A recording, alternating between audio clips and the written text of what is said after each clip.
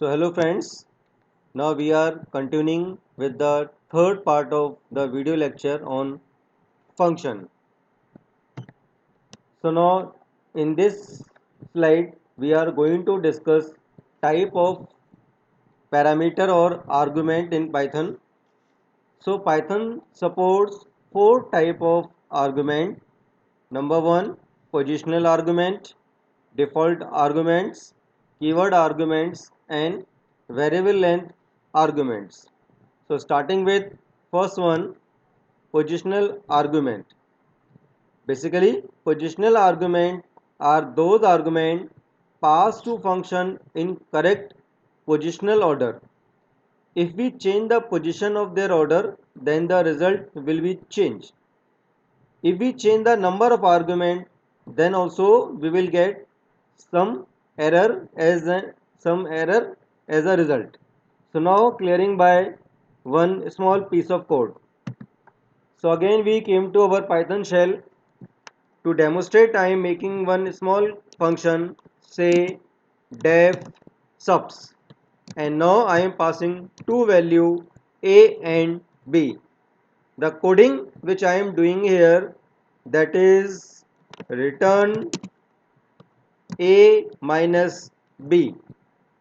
So it's a small piece of code for making one subtraction function in which we are passing two number and I am getting a minus b as a result.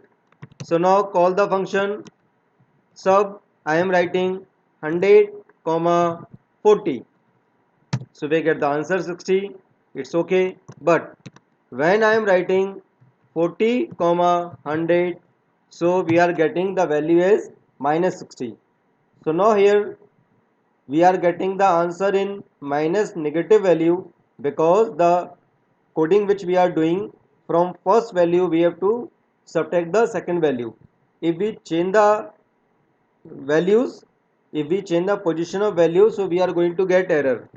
And again, instead of passing two number, if I pass three number, so we get the error. And you can understand now the message, function take two positional argument but three were given. So this is first kind of argument. This is positional argument. Second argument are default arguments.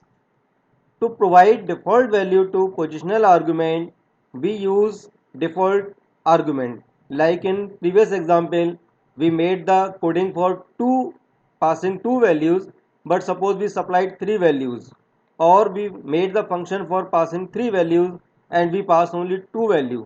So what will happen? So we may also give some default value to any parameter or argument. So if we are not passing any value, then only default value will be considered. So remember, if we are passing default value, then we should not take any non-default argument, otherwise it will result in error. So I am going to clear this by one simple example. So now to explain meaning of default argument, we are discussing then this one small piece of code. Def find sum a equal 30, b equal 20, c equal 30. So now you can see here I am passing three parameter, and now if any value is missing, so it will take value as per the given default value. So I am just printing sum is a plus b plus c. Now coming to the main program or calling of the function. First of all, I am calling find sum with the value p, q and r. So now the value of p is 100, q 200, r 300. So all the three value from this will be sent to function call, means the value of actual parameter will be given to formal parameter. So a will become 100, b will become 200, q will become 300. So we will get answer as 600 as we are looking for. Coming to second example, p comma q. Now we are passing two value. So in simple word you can see the positional argument always given from left hand side. So the value of p will be given to variable a, value of q will be given to variable b, and now in this case c will take its by default value 10. So P 100, Q 200 and C 10. So answer will come 310. Passing the value as R, so R value will be given to A, B and C will take its default value. So 300 plus 20 plus 10, answer will come 330. When I am passing Q and R, so value of Q will be given to variable A, value of R will be given to B, so that means 300, 200 will be given to A and B and C will take its default value 10. And now see the last, I am not passing any value. So all the variable will have their default value. So sum will come 60. So I am running this program by pressing key F5. So you can see now we got the answer as we were looking for. Now coming to this line, the meaning of this line. Now suppose we are making function like this way. Say def my sum. Now I am writing a equal 20, b equal 30 and now passing c. And we are doing something. Say print sum is, and now I am printing sum of all the three variable. So now see what will happen. Non-default argument follow default argument.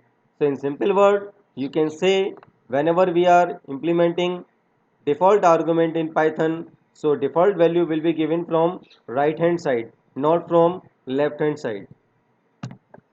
So now this is point number 2. Coming to third kind of argument, they are keyword argument. So if a function has many arguments, then we want to change the sequence of them, so we may use their name instead of their position. So keyword argument, we pass argument value by the keyword, that is by parameter name. So see how we can use it.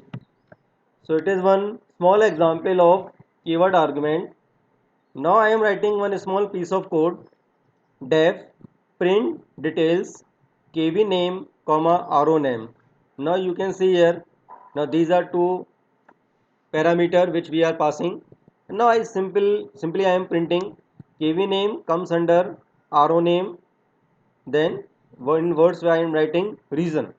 Coming to main function, earlier we were be passing the value like p comma qr. Okay, now in this example I am passing by those keywords. So I am writing print details kv name equal kv railway Gandhidham and ro name Ahmedabad. So kv name will be given to variable kv name and ro name will be given to ro name. If you change the order like previously in positional argument when we discuss subtraction function, so now if we change the position, so we got the answer in negative value because it was searching and the coding was done that first number minus second number. But here I change the value as ro name Ahmedabad, kv name kv number 2 Bhuj. So what will happen, this ro name variable will go given to variable ro name. Okay, and come to the third execution. I am writing kv name kv Bharatpur and ro name Jaipur, so it is also going in a same manner. So running this program, now see the answer. kv railway Gaindham comes under Ahmedabad region, kv number 2 Bhuj comes under Ahmedabad region, kv Bharatpur comes under Jaipur region. So we are passing the variable by their names, and since we are passing by writing their names, so there is no problem of positioning argument. Or when we are using keyword arguments, so now there are some points which we have to remember or we have to take precaution. Keyword argument is easier when we do not need to remember the order. That means we are sending the value by their keywords. We can use both positional and keyword argument simultaneously, but first we have to take positional argument, then the keyword argument. Otherwise it will generate the syntax error. only those parameters which are at the end of the list can be given default value. This also we discussed there. So whenever we are giving default value, so they will be given from right hand side. We cannot have a parameter on the left hand side without default argument assigning default values to parameter lying on its right hand side. So I am going to explain by the next code. So now see here, now what I did in this code, in function I am passing kv name comma ro name equal Jaipur. So it means if this function is requiring two parameter, but if we are not passing one parameter, that is ro name, so it will by default will take Jaipur. So it is the correct coding. From right hand side I have assigned the value as Jaipur, and now I am calling this on these four values. So in first I am passing only kv name. So first of all I am running and discussing one by one all the outputs. See here. Now in first argument I pass kv name as kv Bharatpur. So what happened? It will print message kv Bharatpur comes under Jaipur region. In this example it will take ro name Jaipur by default. So answer came as we were desiring. In second example, KV name KV Railway Gandhidham and RO name Ahmedabad. So there is no problem because we are passing two variables and two variables are required in function. So it came KV Railway Gandhidham comes under Ahmedabad region. Now we are coming to third answer, third output, RO name Jaipur and KV name Trana. So what we did here, since we are using keyword argument here, so RO name will be given to variable RO name and KV name will be given to KV name. So here the like unlike in positional argument, if you change the order of variables, so you get the error, but in keyword argument that problem is resolved. So answer is came properly. Itrana comes under Jaipur region. And see the last very beautiful output. I am writing KV number 1 quota. I am not passing RO name. So what will happen? Again it will be given to variable KV name. It will something like positional argument. So first value will be given to positional argument and RO name Jaipur will be taken by default. So it will print KV number 1 comes under Jaipur region. Now I am going to make one small error in the program, or then we will discuss the output here. Now what I did, I made this two lines as command. Now I am executing this line, KV name Bharatpur comma RO name. Now to the first value I am going to give default value, and RO name I am making positional argument, so which is wrong as per the Python fundamental. Whatever default value is there, so that will be assigned from right hand side. So now if I compile the program, so it will give you error, non default argument follow default argument. So it is the meaning of this error and you must be clear with the error. Coming to fourth type of argument, variable length argument. As the name suggests, in certain situation we can pass variable name of argument to the function. So this type of arguments are called variable length argument. So that time we need not to remember like one argument is there, two argument is there, or n numbers of argument are there. So that will be declared with the help of asterisk symbol in Python. So we come to next example. So now see here, this is example 10. Now I started the coding as function name find sum. Now I am passing asterisk n, that means there could be n number of arguments. So suppose I want to find the sum of all the number passed, so I declare one variable sum equals 0, and now implementing some coding here. For I in n, any number which is coming in n variable, sum equals sum plus I, and sum is the value of sum we are printing here. Coming to the calling of function find sum, I am not passing any argument, that means 0 value is going there, so nothing will be come in this for loop, so sum will remain 0. I am just running this program and discussing all the three outputs. Okay, now come to second calling find sum 10. So only one argument is going there. So it is going to print sum is 10. In next line 10 comma 20. So the sum is coming 10 plus 20 30. And in the last calling 10 20 30. So the answer is coming 60. So we can pass as many as number you want. Like suppose I am writing find sum, and now I am passing a number of variable here as per your requirement. So now see, when I am running the program, so we are getting the answer as sum is 321. So you can add all those number and you can check the whether we are getting the same sum answer or not. Now next slide we are discussing passing different data structure to function, like passing string to function, passing list to function, passing tuples to function, and passing dictionaries to function. So we are discussing all the example one by one, and for your comfortability I am giving one link of Google Drive. So all the program which we are discussing here, you will you can get all the example from this drive. Go to drive address and copy all the programs. So in next example, this is demonstration of passing string to function. So this program I made for counting number of vowels in any string. So now come to the coding. Now I defined the function count vowel and I am passing s as a string. So now you know we are having five vowels a, e, I, o, u, and fives are in lowercase and fives are in uppercase. So I took all the variables in one string, and for counting number of vowels I took counter equals 0. Now I am writing a small piece of code for ch in s. That means I am taking out one letter by one from the string. So this is very beautiful line. I show here how that is going to work. Now suppose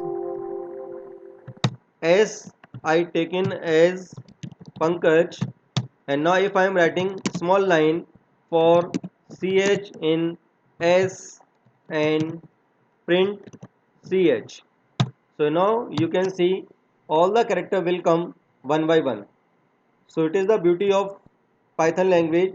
We can do like this way, or another method could be for I in range length of s, and now I am writing print s of I. So again we get the output as same, but the programming change there. Here I am playing with the index number of the string, and here I am extracting the character and checking one by one. So now this is our coding for ch in s. If ch in wow in the same line, now in wow variable we declared all the variable. So now it will check if ch in wow, then counter equal counter plus 1. We added one value to counter, and finally we printed the message number of vowels in S are CTR. So now this is calling of function. We inputted some value in data variable, and then we called the count vowel function. So now I am running the entire program. So enter a word to count vowels. So give anything. So I have given केंद्रीय विद्यालय Bharatpur. So now you can see number of vowels in Kendriya Vidyalaya Bharatpur are 10. So it was our answer which were we looking for. So this way we can pass a string to function. Now next example which we are going to discuss, that is passing list to function. So see one more beautiful example. Now dear student, since the chapter is of function, so that's why I am not discussing string, list, tuple and dictionary in detail. You have discussed all the thing in class 11, or you can go for separate video lecture of list and tuple dictionary to discuss all these data structure in detail. So now this one more example for on the implementation of list. Now I am making one function, say cal average. So now in this function I am passing one list and we want to calculate average. So basic concept is finding the sum of all the number and dividing by the counting of number frequency of distribution, so we get the average. So I started with variable sum equals 0 for I in range length of L, and I am writing sum equals sum plus L of I. So in earlier program I made the concept of range function and direct function clear to you. We can write for I in range length of L, or we can also write for num in L. So both the methods are valid method. You will extract one by one all the elements. So up to here we calculated the sum of the list, and now for finding average we divided the sum by length of the list. So we got the average. Now coming to the main program calling of the function. So I declared one list here, and now I am accepting 5 numbers. So I made the loop for I in range 5 int input enter marks. So one by one marks will come into the variable m, and we added in the marks list. So now come to the final print statement. Inputted marks are, so I printed the list here. Then I called the function cal average function. So marks is going there, and it will do all the calculation, and it will return the average to variable avg. And now finally I printed the message as the average is avg. To run the program I click on F5. So now it is asking for marks. So I enter 25, 35, 30, 14, 26. So now we were supposed to enter 5 marks. I entered all those 5 marks, and you got the average as 26. So you may also check by adding all the number and dividing by 5. Definitely you will get 26. Now another concept is passing tuple to function. So list is the data structure which is mutable in nature, so we can change the value in place, and tuple is a variable which is immutable. So list is passed in the form of square bracket and tuple is passed in form of simple brackets. So now see one more example of tuple. So I coded very beautiful program of mathematics, that is point. So I have given a question like we have to code a function midpoint in which I am passing 2 points, and I have to find the midpoint. Like 2 comma 4 is one point and 6 comma 6 is second point, and now I want to find the midpoint. So midpoint is calculated by adding all the x coordinate and dividing by 2, and in the same way adding all the y coordinate and divided by 2. So coming to the main function, point 1 I taken as 2 comma 4 as suggested in the question, and point 2 I taken 6 comma 6. So these 2 point I taken in the form of a tuple. Now coming to the function def midpoint t1 comma t2. So I am passing two tuples t1 and t2. Now we are passing two value, one point in t1, so that will be accessed by t1 of 0 and t1 of 1. In the same way x and y coordinate of t2 will be accessed with the help of t2 of 0 and t2 of 1. So now I started the coding by finding the midpoint. So midpoint will be calculated by adding both the x coordinate of these two tuple and divided by 0, and y coordinate will come by adding both the y coordinates and divided by 0, and I return the tuple. So now come here, midpoint, this is one variable equal mid mp. I am calling the function passing both the points. So now see, I am printing the message. The midpoint of P1 and P2 is mp. Running this program by clicking F5. So now you can see the midpoint of 2 comma 4 and 6 comma is came 4 comma 5. So 2 plus 6 8, 8 divided by 2, so answer came 4, and 4 plus 6 10 divided by 2, so the answer came 5. The next example is passing dictionary to function. So dictionary is basically a combination of key colon value format which is enclosed in curly braces. So see how we can pass a dictionary to function. So see this example demo of passing dictionary to function. So now I am writing def print me function, we are passing one dictionary, and I am writing for key in dictionary, for key in D, print D of key. Coming to main program, D, I initialize one dictionary, like I am giving the key as the number and value as the name of the day. Like for Monday, we are giving the key as 1, 2 is Tuesday, 3 is Wednesday, and so on. And now in function, I pass this dictionary. So see, I am writing for key in D, print D of key. So basically it is going to print the value which is Monday, Tuesday, and so on. So I clicked on F5. So now see all the value of those days displayed to you. So now moving to the next slide, that is concept of main function in Python. So now we did lots of programming in Python. So you are seeing we are making one function in the program and we are calling them on the downward side.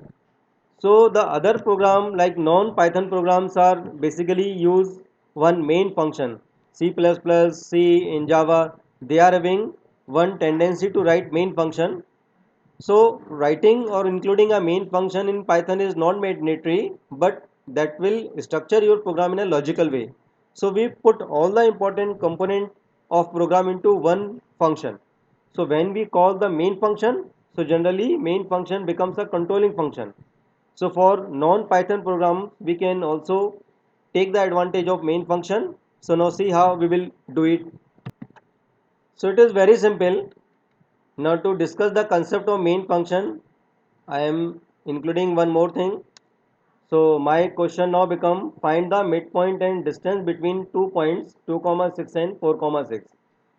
So now midpoint calculation of midpoint we discussed in earlier example.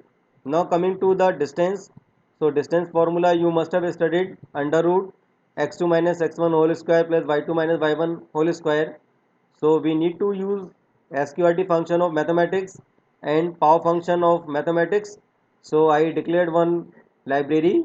We included module of mathematics here. Import math as m.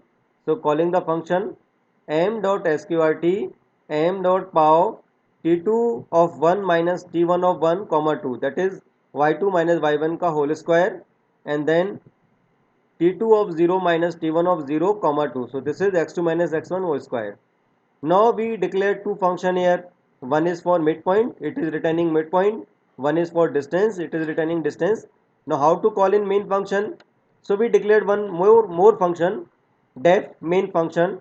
So p1 p2 as the question is suggesting for sample run.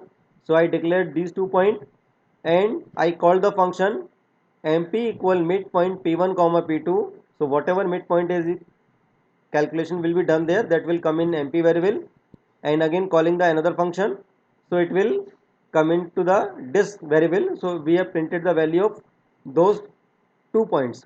Now how to call this main function? Very simple. Now call the main function instead of calling other two function. So all the basic work will be done in main program. So basically this is the benefit of function that we discussed in first slide. It reduce the coding and it also make your program readable. So now easily you can see midpoint is one function responsible for doing midpoint, find distance is another function, and we call both the function in main function, and finally we call the main function, and it will control all the function discussed in your coding. Now I am running it. See what See how beautiful program answer is coming. The midpoint of 2 comma 4 and 6 comma 6 is 4.0 comma 5.0, and the distance between 2 comma 4 and 6 comma 6 is 4.4721. So this way we can see the running of main in your program. So student, concluding the third part of video here, and for seeing the last content of function chapter we will move to part number 4 of function chapter. Thank you.